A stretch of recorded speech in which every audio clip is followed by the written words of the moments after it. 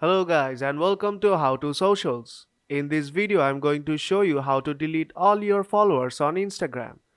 So let's start. First, open the Instagram app.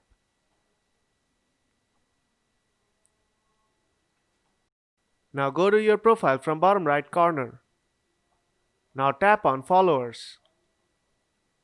Here you can see I have only 2 followers.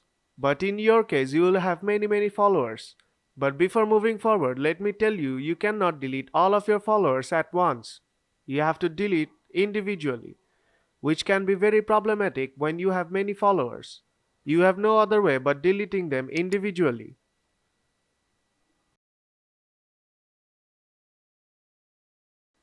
To delete your followers, all you have to do is tap on remove just beside their name, and then tap remove again, and your follower will be removed.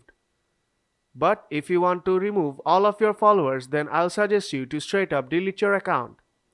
So if this video helped you out, then don't forget to leave a like, and see you in the next tutorial.